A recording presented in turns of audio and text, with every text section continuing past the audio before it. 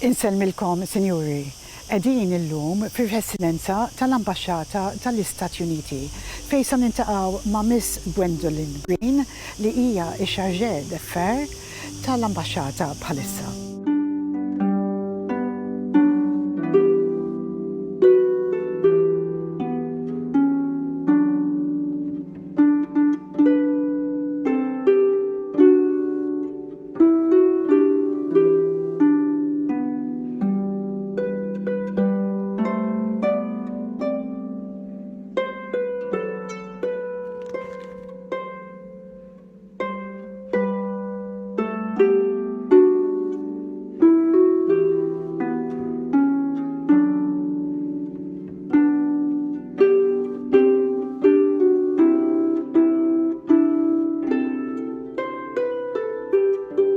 Thank you very much, Ms. Green, for welcoming us to your beautiful home. Thank you for coming. How long is it now that you first came on my program when you first arrived? How long has it been? So I arrived about 26 months ago, and I think it was in the first 2 months that I was on your program. I have to admit, I was a little nervous since it was my first TV appearance here in Malta, but it's so nice to see you again here like this. Thank you very much, thank you. You've done a lot since you've been here. What significant events have you done very recently? Well, just this week here in this house, we launched the Academy for Women's Entrepreneurs in partnership with the Malta Chamber of Commerce. We had 80 women here in the house. These are women who have business ideas, and they are looking for the opportunity and the skills to grow those ideas into viable businesses that will bring a lot of energy to the economy here. And Vice President Harris has said that when you see women in the economy, you see democracy in action. The status of democracy also depends fundamentally on the empowerment of women, not only because the exclusion of women in decision-making is a marker of a flawed democracy, but because the participation of women strengthens democracy. And I think that this program in partnership with the Chamber is how we can do that here in Malta. And these women were excited. They're going to learn some great skills. They're going to build their business ideas. And in the end, we're going to have the opportunity for them to present their ideas and perhaps win some seed money that will help them grow their businesses even more. These are local businesses here in Malta. That's absolutely amazing. So you've also been very active in supporting the Ukraine. Tell me more about the initiatives you've done for the Ukraine. Well, just last week on August 24th, I did pen an op-ed that was published in a local paper here.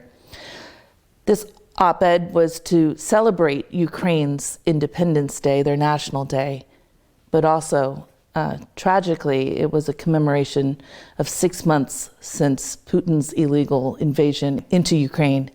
It's very sombering to think that for the last 6 months, the Ukrainian people have been barraged by bombs and attacks, their cities destroyed, all because of this bully who is violating the sovereignty of this nation. I'm really proud of the work that we've done with Malta and other European nations, standing shoulder to shoulder against this tyranny. We've organized humanitarian support together for the Ukrainian people, and of course imposed these sanctions on the Putin regime and those around him. Now, as we move forward, we've got to remain steadfast.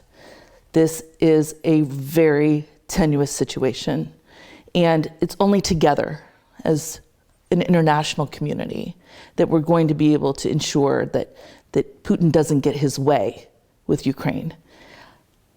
There are 50 nations who have imposed sanctions. It's tough, but because of his actions, this is on him in the end. This is on Putin.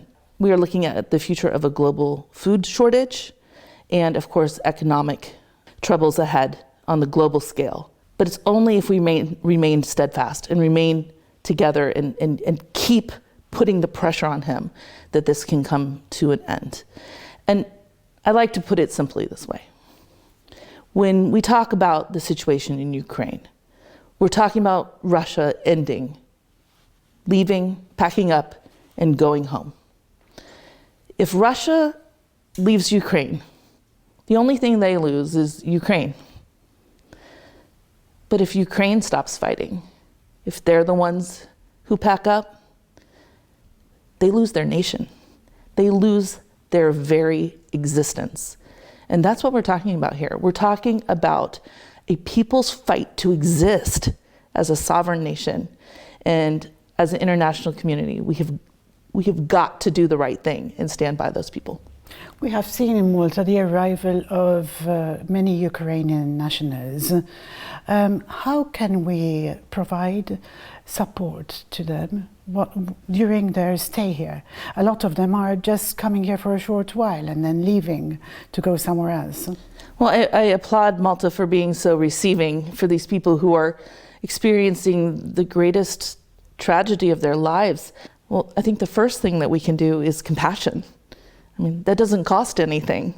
Showing these people understanding, compassion, and opening our hearts. Some Maltese people have opened their homes, and I think that's amazing. I think that generosity is truly at the heart of the Maltese spirit. You're welcoming, warm people, and you want to be there for people who are in need. And so continuing to do that. Ms. Green, after COVID-19 and the repercussions of the war in Ukraine and Russia, how is the man in the street going to cope with what they're experiencing right now? Oh, I recognize that with growing inflation and the economy post-COVID, that things are tough. They're tough back home in the United States too. And I think that as we look to the future, we have to keep focused on what the right thing is to do and understand that, yes, it does cost a little bit, but it's for the right reasons. I know that there are lots of ways that businesses are working here in Malta to recover post-pandemic. I am on the roads with you. The traffic shows me that there are people here. There are visitors, and I'm down in Valletta and I see the crowds. It's amazing to see the recovery with the businesses, particularly in the tourism industry. I know people are anxious to travel, and Malta is a key destination that people want to come to. I get a lot of inquiries from Americans who want to come and find out what Malta is all about, because in the end, this is an incredible country, an incredible set of islands with so much history, and Americans want to come, discover, and see the beauty that is here.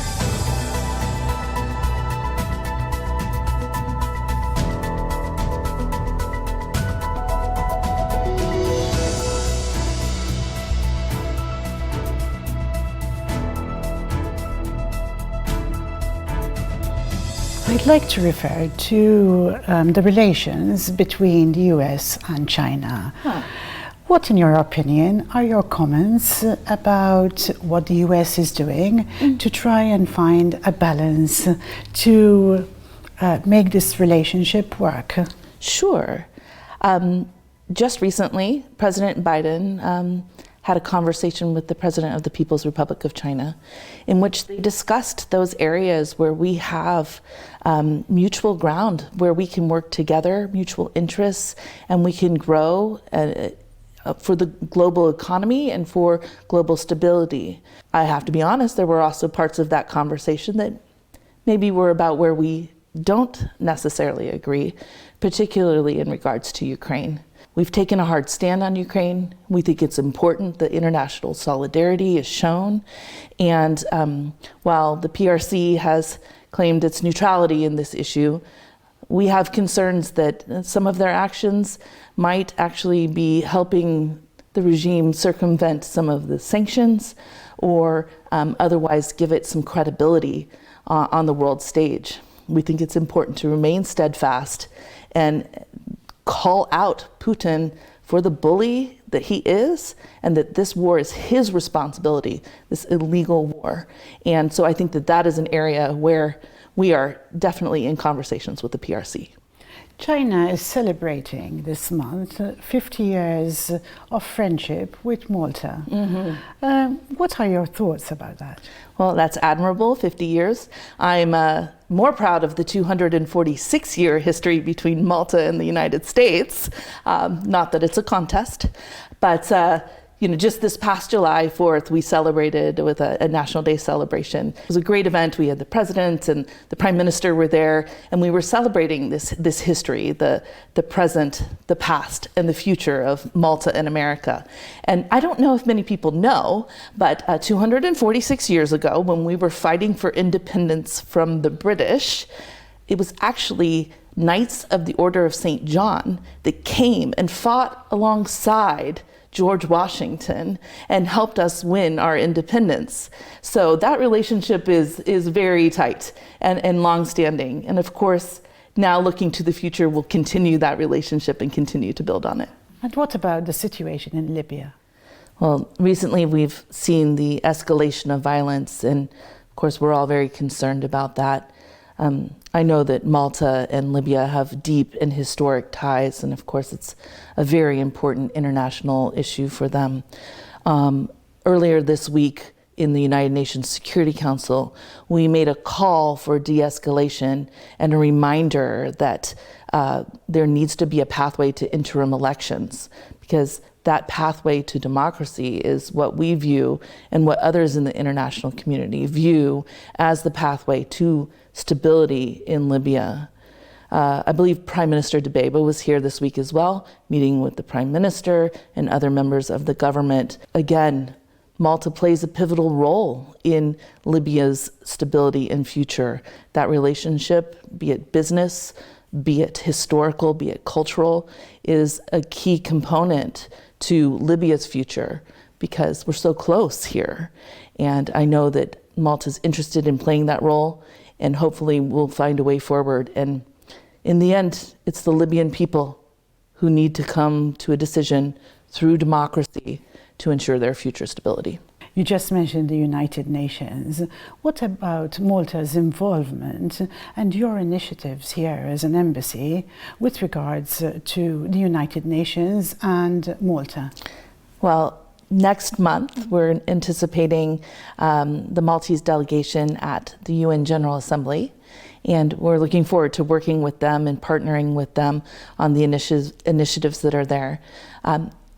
I'm most excited because Malta was recently elected to a seat on the United Nations Security Council beginning this January 2023. I'm particularly excited about their initiatives on maritime security, global security, sustainability and development, which is key, I think, as a small island nation. And it's in this area of expertise that Malta brings to security and the Security Council that also brings climate into it. And when we're talking about these global issues, things that we handle through multilateral fora like the United Nations, it's that segue between climate and security, for example, that's so key. It takes global partnerships, nations working together to solve these global crises. And so I look forward to Malta taking a lead role right there at center stage at the United Nations. I don't know much about the Summit for Democracy. Can you tell me a bit about it? Sure. So the Summit for Democracy is a US-led summit of other like-minded nations who believe that democracy is the key to global security and success. A group of voices united to defeat authoritarianism that we see emerging in pockets around the world. So I think that when this idea first came about, when President Biden first came to office, we had visions of a summit with all these world leaders coming together. But then there was COVID. So unfortunately, the initial stages of the summit were done virtually.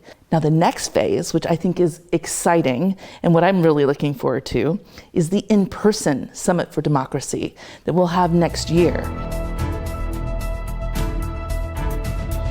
It seems like you've done a lot since you've arrived. You've had many postings, even to countries where there's a lot of hardship. So you've really experienced the world. As we become more globalized, how do you see geopolitics globally developing? Well, I think that we're in a period of transition. We're now in the second decade of the 21st century. It's so odd to say, but it's true. I think that there's a strong understanding that only together can we really conquer the challenges that are facing our world. So while we may have our internal disputes, dialogues, issues, that it's reaching across borders and working together as an international community where change really happens. And I think that we are seeing real momentum that way. The reemergence of international organizations, their importance in the global geopolitical landscape serves as a reminder of that. I'd like to refer to the midterm elections soon coming up in the US. What's the process exactly going to be? Right, so midterm elections are an interesting thing. In the United States, we have national level elections every 2 years. Now, the ones that really make the news, of course, are the presidential elections, but those only happen every 4 years. So we call the election that happens between the presidential elections midterm elections. This year, midterm elections, all 435 members of the House of Representatives, those seats are up for re-election or election of a new individual, as well as 35 members of the Senate. There are 100 senators and 35 seats are up in this election. But on November 8th, our citizens will go to the polls and vote new national level representation, be it a senator or a representative, as well as vote on their local and state issues. So it's an exciting time. There's a lot of energy around it. It is, and November is just around the corner. What sort of indications do the midterm elections give on the US general election? So I think what's interesting about midterms versus presidential years is that they tend to be a little more issue focused because there are different people around the country. It's 50 different elections essentially, and for each of the 50 states. But what we see as a theme throughout are those issues that are rising to the level that may eventually become those issues that are addressed during a presidential campaign. So right now we see a lot of issues out there. Some of them are very emotional. Some of them are very, very technical and specific. But what I love about it is that the voices from every side are out making their case publicly, sharing their opinions, sometimes getting into it. And that sort of energy, that excitement behind these issues is what makes democracy so great and what really makes the American experience of all the voices having equal footing just that much more special. Senatu ħarsa issa lejn ftit inizjattivi oħra li saru riċentament fl-Ambaxxata tal-Istati Uniti f'Malta. Kull sena l-Ambaxxata tal-Istati Uniti f'Malta tappoġġja il-Malta Model United Nations Conference għal dawk li huma interessati jitalmu aktar dwar kif taħdem il-United Nations. Viċin il-qalb ħafna ta' Miss Gwendolyn Green huma l-attivitajiet tal-Special Olympics. F'Mejju ta' din is-sena, Miss Green laqat lit-tim tal-Special Olympics tal-Istati Uniti waqt il-logħob f'Malta. L-Special Olympics International huwa moviment globali li llum iservi aktar minn 6 miljun persuna b'diżabilità intellettwali f'200 pajjiż, inkluż Malta. Il-programm Fulbright tal-Istati Uniti huwa xempju tal-programmi ta' skambju tal-Gvern tal-Istati Uniti. Il-75 anniversarju tal-programm globali Fulbright ħabat fl-istess sena mal-25 anniversarju tal-programm Fulbright f'Malta.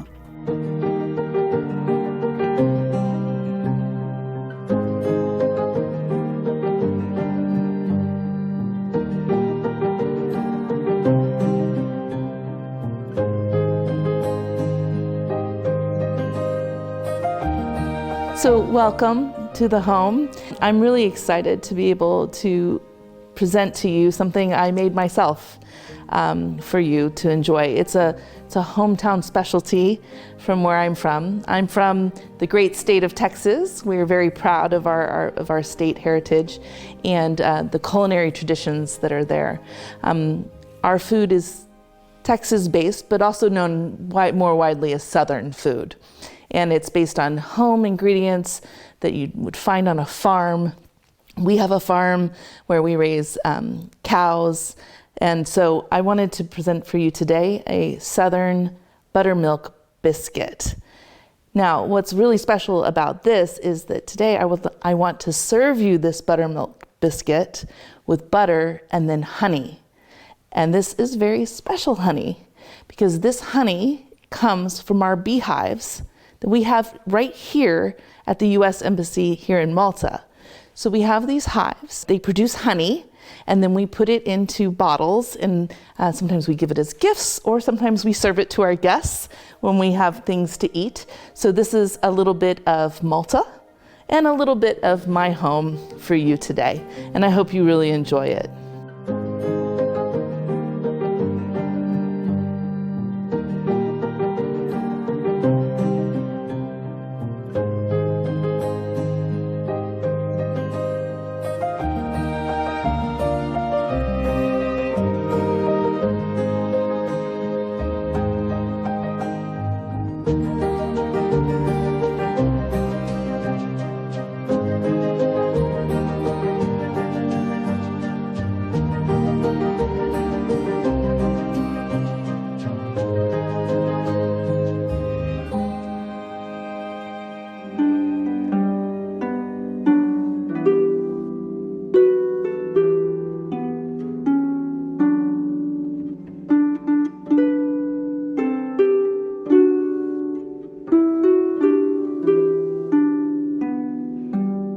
Grazzi Sinjuri li qed issegwu il-programm. Ix-xandira qed issir mir-residenza ta' l-Ambaxxata tal-Istati Uniti. Passoltu jekk għandkom xi kummenti dwar din il-parti tal-programm ibatuhom permezz tal-WhatsApp fuq in-numru li jidher fuq l-iskrin. Illum kont ma' Miss Gwendolyn Green li hija x-chargée d'affaires tal-Ambaxxata tal-Istati Uniti. Sa nifqu għal waqfa qasira u sa nkun magħkom dal-waqt.